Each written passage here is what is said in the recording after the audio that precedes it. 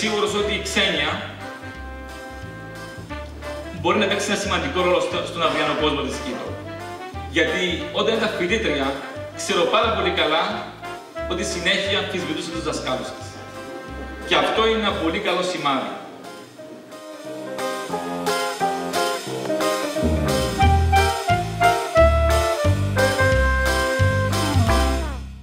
Λοιπόν, στη δική μου αντίληψη, η ξένια μας είναι αυτό το κοριτσάκι που επιμένει και θέλει να είναι νεράιδα. Όχι μάγος, όχι νάνος, όχι γίγαντας, αλλά νεράιδα.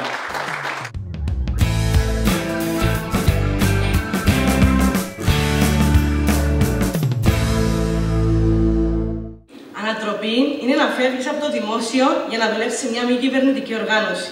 Ανατροπή είναι να βρίσκεσαι στις 7 το πρωί στη Λάρνακα, στις 12 το μεσημέρι στις Βρυξέλλες, για ομιλία και στις 8 το βράδυ της ίδιας μέρας στη Μόσχα για δείπνο με τον Υπουργό Παιδείας.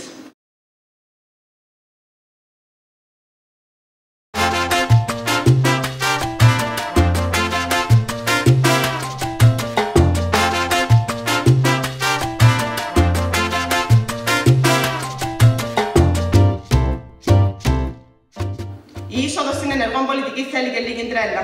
Πρέπει να το έχεις, να σου αρέσει, αλλά είναι και μια βαθιά πίστη ότι τα πράγματα αλλάζουν.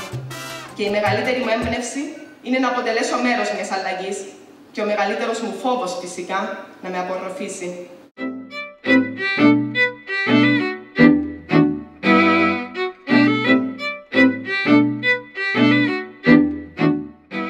Η ανατροπή για μένα είναι συνώνυμη με την κριτική σκέψη και με τη γνώση.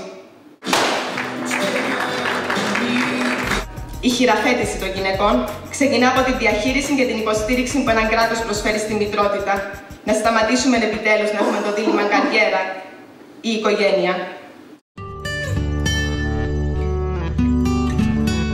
Το κράτος πρέπει να έχει ισχυρές εποπτικές αρχές, να προσαρμόζεται στις ανάγκες της νέας εποχής, στην ηλεκτρονική διακυβέρνηση, στην απλούστευση της γραφειοκρατίας, να στηρίζεται στη λογική, στη διαφάνεια και όχι στο μέσο. Φίλες και φίλοι, σε αυτό το θέμα δεν είμαι εγώ τόσο ανατρεπτική. Ανατρεπτικός ήταν ο μεγάλος Λαύκος Κληρίδης. Και εγώ ανήκω στη δικιά του σχολή σκέψης.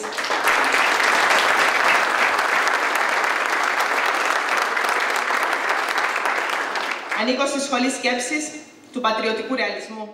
Είμαι, φίλες και φίλοι, περήφανη για την ταυτότητά μου και νιώθω απόλυτη αυτοπεποίθηση ότι θα τη διατηρήσω και σε ένα διακοινωτικό κράτος.